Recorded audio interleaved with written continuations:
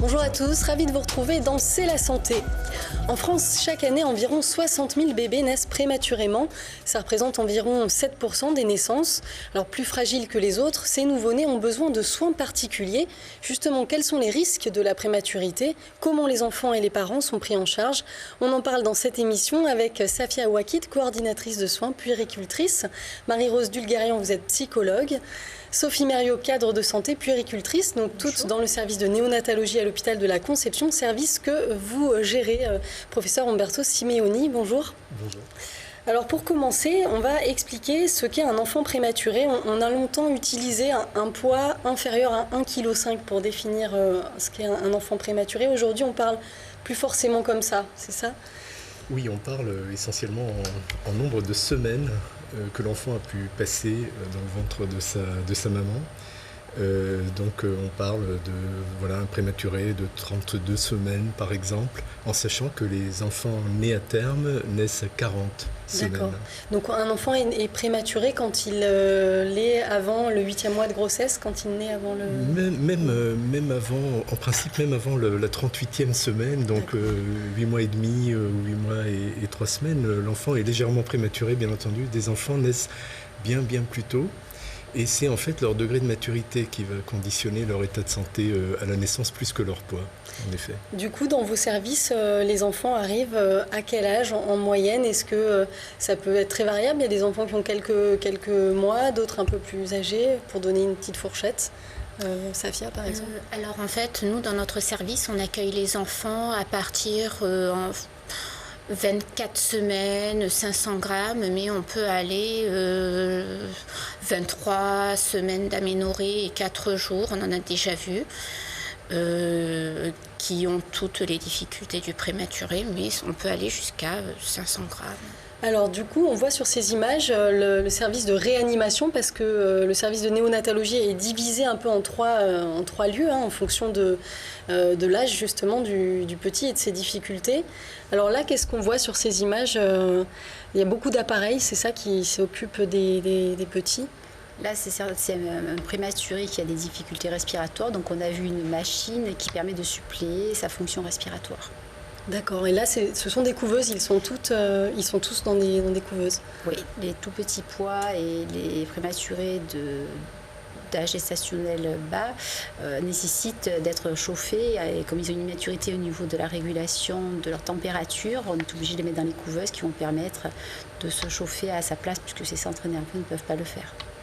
Alors quand on arrive dans ce service justement, ça va très vite. Est-ce qu'on est préparé? Est-ce que les parents sont préparés à justement avoir un enfant qui naît trop tôt? Rencontrer leur enfant aussi petit, je ne pense pas qu'on puisse être préparé. Justement, vous les voyez... Est-ce que vous voyez des parents avant justement l'arrivée d'un enfant prématuré ou pas? Ça peut m'arriver, mais c'est une collègue de la maternité, puisque nous sommes en face de la maternité. C'est une collègue psychologue de la maternité qui rencontre parfois, parce que ce n'est pas souvent le cas, des mamans qui sont hospitalisées en grossesse à risque. Alors, les équipes composées de pédiatres, sages-femmes, gynécologues rencontrent ces parents, peuvent les préparer à un accouchement prématuré. Mais la rencontre avec le bébé, c'est différent déjà. Souvent, c'est quand même pas prévisible, c'est des choses qui arrivent soudainement, Umberto Simeoni. Oui, dans 2 tiers des cas, ce sont effectivement des naissances qui se produisent spontanément ou du fait d'une maladie ou d'un problème durant la grossesse. Et il y a aussi 1 tiers des cas où malheureusement, on est amené à proposer à la future maman de faire naître l'enfant prématurément, délibérément, parce que in utero, comme on dit, il ne va pas si bien et qu'on craint pour sa survie. Et justement, quels sont les risques majeurs auxquels sont confrontés en fait ces bébés prématurés? Pourquoi on décide à un moment de provoquer l'accouchement justement? Alors, en général, lorsqu'on est amené à provoquer la naissance, c'est surtout lorsque le bébé ne grandit plus dans le ventre de sa mère et qu'il ne reçoit plus assez ni de nutrition ni d'oxygène. Et par contre, effectivement, après la naissance, les enfants, en fonction de leur prématurité, plus ils naissent tôt, plus le risque est élevé, vont être exposés à certaines difficultés, à certaines complications. qui sont d'ordre respiratoire, d'ordre neurologique. On a vu les problèmes de la régulation de la température, de type infectieux. D'où toutes les machines qui sont là après pour justement encadrer un petit peu toutes ces fonctions. Pour essayer de prévenir et de prendre en charge très tôt, parce qu'on connaît cette séquence et on a pu essayer vraiment d'anticiper, tout en n'étant pas inutilement interventionniste, si vous voulez. Allez, avant de continuer, je vous propose de regarder ce reportage. Nous avons rencontré une maman de jumeaux nés prématurés. C'était il y a bientôt 2 ans à Marseille. Elle revient avec nous sur ce parcours hors du commun. Regardez. Baptiste et Léna sont de faux jumeaux. Aujourd'hui, ils vont bien. Pourtant, ils sont nés prématurés. Alors qu'ils étaient âgés de 30 semaines, un peu plus de 6 mois de grossesse, les médecins ont dû provoquer l'accouchement de Magali. Baptiste avait un retard énormément de croissance et il était en train de mourir. Et donc, comme Léna allait très bien et que Baptiste pas trop, ils préféraient garder Léna en vie, donc ils me les ont attendus au dernier moment pour les sortir, jusqu'au jour où ça allait plus du tout. Et Baptiste, en fait, faisait des chutes de rythme cardiaque très très importantes au niveau du monitoring. Une césarienne est réalisée en urgence. Au lieu d'accoucher au mois de septembre, Magali accouche en juin. Ses enfants sont pris en charge dans le service de néonatologie de l'hôpital de la Conception. C'est pas facile de voir ses enfants parce qu'on vit au jour le jour, en fait. On ne sait pas si ils vont vivre, on ne sait pas comment ça va se passer. On vous dit ça va, puis 2 jours après ça va plus. Ils l'ont repris au ballon pour le faire repartir parce que ça allait pas. Les parents peuvent venir voir leurs enfants à n'importe quelle heure du jour ou de la nuit, mais les moments de câlin sont rares. C'est vrai de ne pas voir ses enfants auprès de soi, de ne pas pouvoir les prendre dans les bras tout le temps, parce que c'est très difficile pour eux de les sortir de la couveuse, parce que ça leur demande aux enfants un effort. C'est très fatigant pour eux, en fait, de les sortir de la couveuse. C'est une incroyable organisation car Léna est en soins intensifs et Baptiste en réanimation. Ils sont en permanence branchés à des machines. Quelque part, on met des barrières, on se protège, nous, en tant que parents, pour éviter de souffrir s'il arrive quelque chose. Parce que c'est très très difficile. Il y a des moments où on est content, des moments où on pleure. Parce que c'est pas facile à vivre. 3 mois plus tard, le jour de la sortie se précise et vient la peur de rentrer à la maison. Quand on vous dit rentrez, c'est bon, vous pouvez sortir, mais vous êtes sûr? Vous êtes sûr qu'on peut sortir? Parce que voilà, on se sent pas prêt en fait à être seul sans les docteurs à la maison. Finalement, le retour se passe bien. Aujourd'hui, les jumeaux vont avoir 2 ans. Léna est en forme, mais Baptiste suit un traitement pour son asthme tous les jours. Encore très fragile, il ne peut pas aller à la crèche, mais le petit bonhomme n'a pas oublié de sourire, surtout quand il retrouve son grand frère Maxime et son cousin. Alors, quelle est la particularité des soins que vous prodiguez à ces enfants? C'est des soins extrêmement méticuleux, il faut être très, très doux, j'imagine, avec des petits bébés comme cela.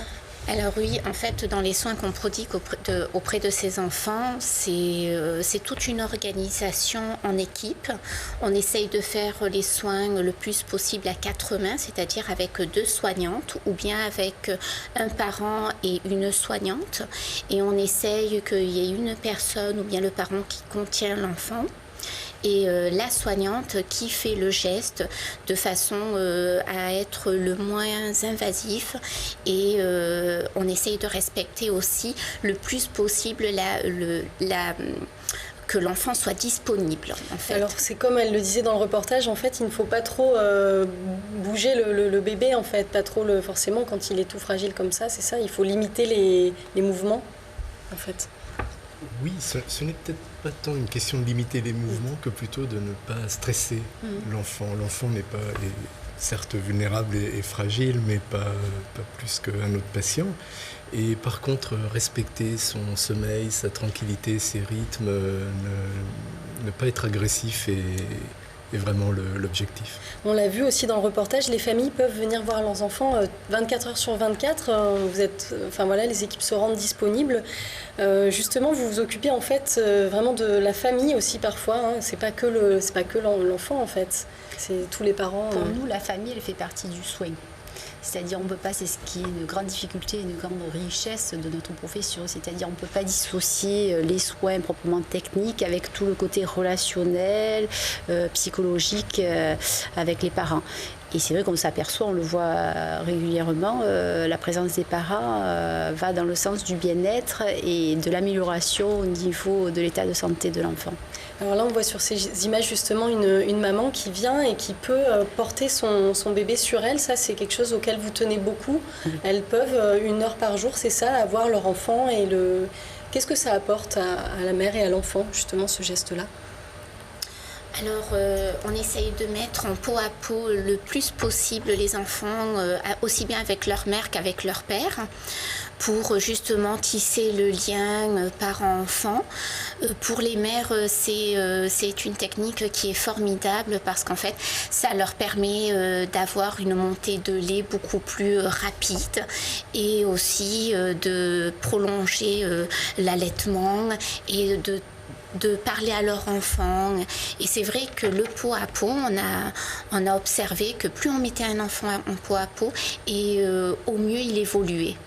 Et parce que justement, comment ils sont nourris ces enfants ils peuvent avoir le lait de leur mère en fait ? C'est ça ? Oui, toutes les mères qui ont le désir et le projet d'allaiter, on les aide dans leur démarche, on leur explique et on se met à leur disposition pour leur donner tous les petits conseils qui font que l'allaitement soit optimal et sur de la longue durée, parce que le lait maternel, c'est ce qu'il y a de mieux. C'est une véritable richesse et une chance pour ces petits-enfants. Et nous, c'est notre combat au quotidien d'encourager et d'accompagner ces parents qui souhaitent allaiter. C'est vrai que c'est très difficile avec cette séparation, donc la montée de lait n'est pas forcément d'emblée au moment où on le voudrait. Et c'est vrai que de les accompagner, d'un peu démystifier, de les faire participer au maximum aux soins, ça facilite et elles se rapprochent encore plus de leur enfant. Parce que c'est quand même une vraie épreuve pour les familles, Marie-Rose. On a parlé un petit peu dans le reportage, mais on imagine, son enfant n'est pas avec soi tout le temps, quoi. Tout à fait. Si vous voulez, c'est une naissance où la séparation est traumatique parce qu'elle bouleverse la durée de la grossesse. Les parents s'y attendent de plus ou moins. Souvent, c'est dans l'urgence. Ce que l'on sait souvent, c'est que le professeur Simonie vous l'a dit, pour sauver l'enfant, mais parfois aussi pour sauver la mère. Il y a un double sauvetage. On a des fois des mamans qui sont en danger.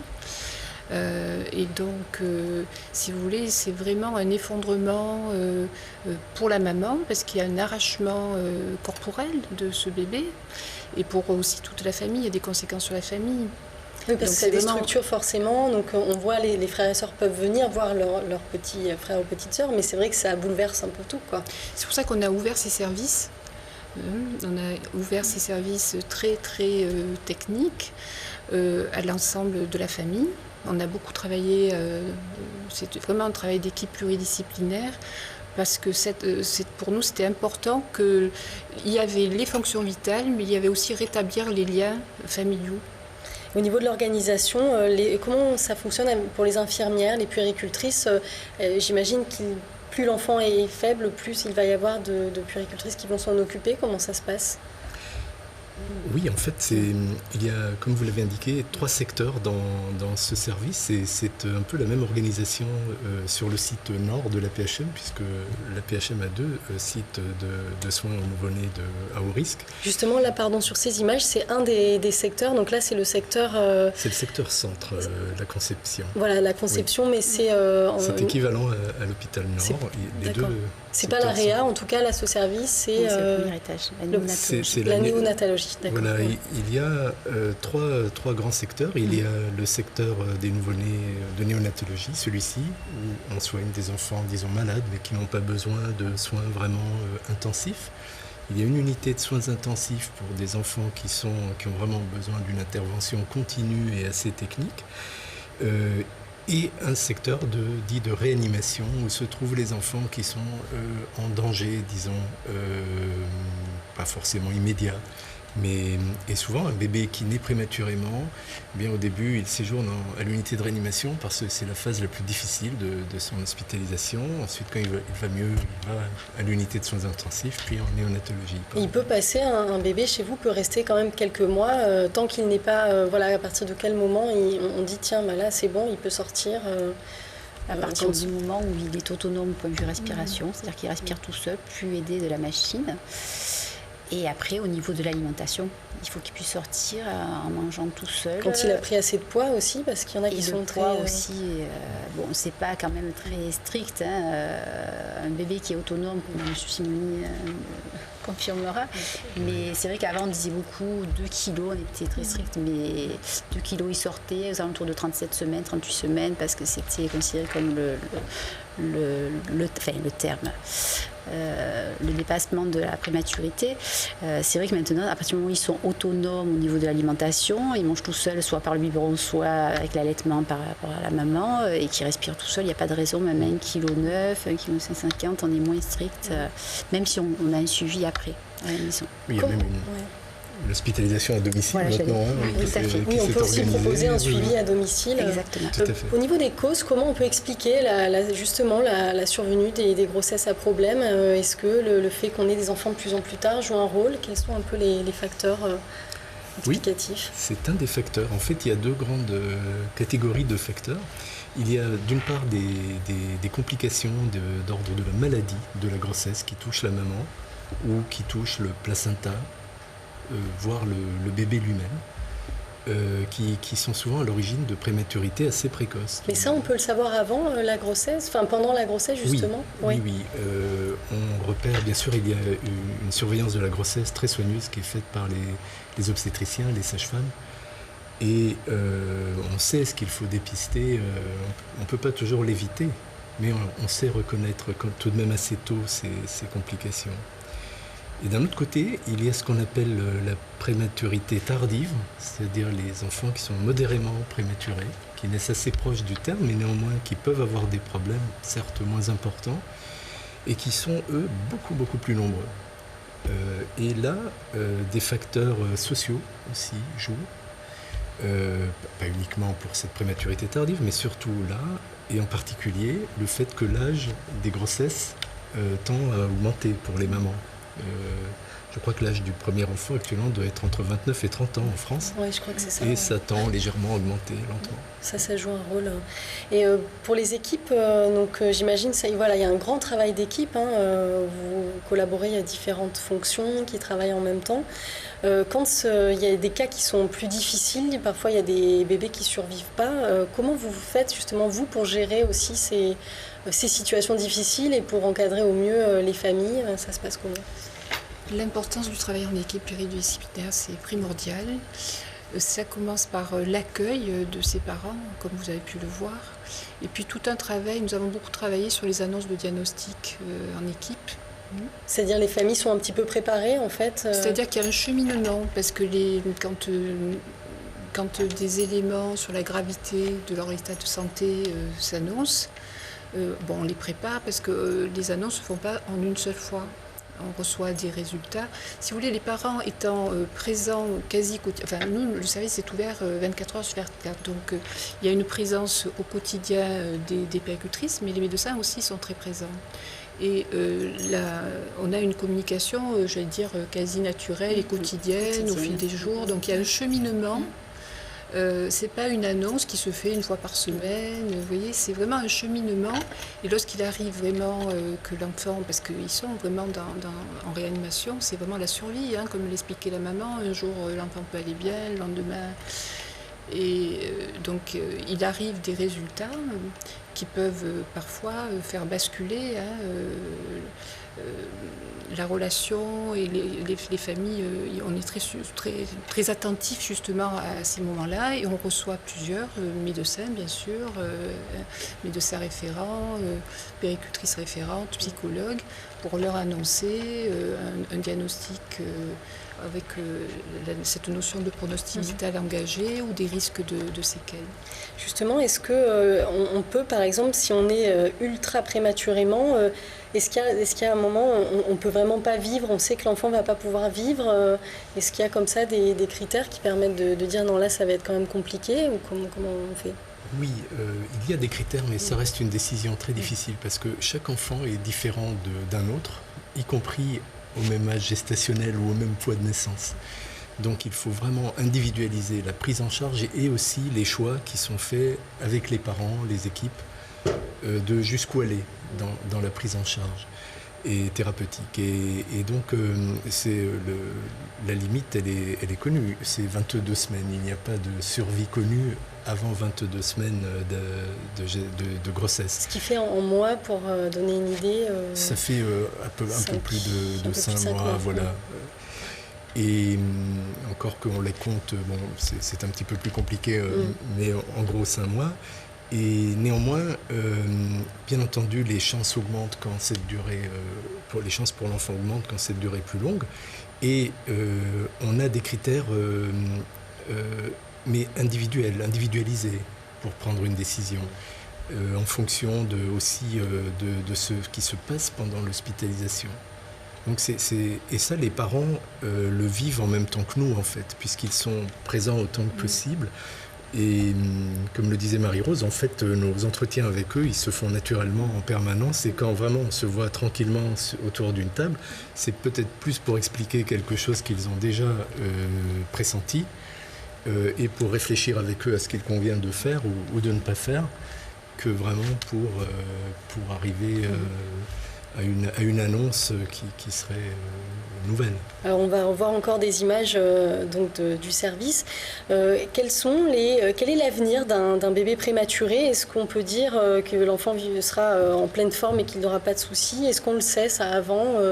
Quelles sont les séquelles auxquelles il peut s'exposer? Il y a des enfants qui vont très très bien. Nous avons justement un recul, parce qu'il y a des bébés de 24 semaines, on les suit. La maman vous expliquait, il y a une prise en charge très, très intense pendant des mois. Et puis il y a aussi, elle vous l'a dit, alors qu'on pourrait penser que la sortie du service, elle serait toute contente d'être sevrée et des appareillages et de toute l'équipe, on s'est rendu compte qu'il y avait besoin d'un suivi de ces familles. Régulier. Ouais. Et ça nous a permis de justement, parce que le terme de la prise en charge de ces enfants avançant, puisqu'on a des prises en charge de plus en plus extrêmes de ces bébés, on s'est rendu compte que l'évolution, nous, on a un retour clinique de l'évolution de ces enfants. Dans la majorité des cas, ils vont bien. Parfois, il y a des risques de séquelles, mais il y a aussi des bébés qui naissent à terme et qui ont parfois des gros problèmes de santé. Hein. Ça, on oublie de le dire aussi, parce qu'on reçoit aussi... On peut ajouter que la qualité de survie des enfants hospitalisés, des nouveau-nés hospitalisés ou des prématurés hospitalisés en réanimation est bien meilleure que celle des adultes hospitalisés en réanimation, en termes de séquelles. Qu'est-ce qui vous plaît dans ce métier? Par exemple, vous, Safia, vous faites travailler avec des bébés comme ça, très, très petits. Alors moi, ça a été mon premier service quand j'ai commencé il y a 12 ans. Et c'est vrai que j'ai été de suite attirée par ces petits bébés, par le fait d'apporter des soins minutieux, de sentir que je rentre en communication avec eux, de travailler aussi avec les parents aussi. C'est vraiment toute une richesse de la profession de puéricultrice qui fait que on travaille, on prend soin du bébé, on prodigue des soins, mais aussi on tisse le lien parent-enfant, on accompagne ces parents entre guillemets prématurés. Et il y a des liens forts qui se gardent, Sophie Méraud, il y a beaucoup de photos dans vos services, il y a des familles, voilà, vous gardez contact avec certaines. Oui, alors c'est vrai, comme on a pu le voir au cours du reportage avec le témoignage de la maman ou qu'on a pu en discuter, c'est vrai que c'est des moments difficiles à vivre pour chacun, et quand ils reviennent nous voir, pour nous c'est un peu une récompense de se dire bon, il y a des moments difficiles, tout un parcours qui est quand même assez long, tout un cheminement, mais c'est vrai que pour nous de les voir en bonne santé évoluer, les parents aussi, hein, ils n'oublient pas la difficulté qu'ils ont rencontrée, mais de les revoir, c'est vrai que pour nous c'est c'est une joie et c'est beaucoup de fierté aussi également d'avoir pu participer au quotidien avec les parents à l'évolution de leur enfant. Donc c'est vrai que c'est... On va vers la toute fin de l'émission. Peut-être un mot, Marie-Rose, aussi, sur... vous suivez les parents aussi après, justement Pendant, oui. D'abord, c'est vraiment un travail d'équipe, mais c'est vrai qu'il y a aussi un travail spécifique du psychologue qui accompagne les parents dans un cheminement, parce qu'ils au tout début sont quand même assez déprimés. Et puis, il y a, comme elles vous disent, ces puéricultrices, on participe vraiment aux prémices des premiers liens.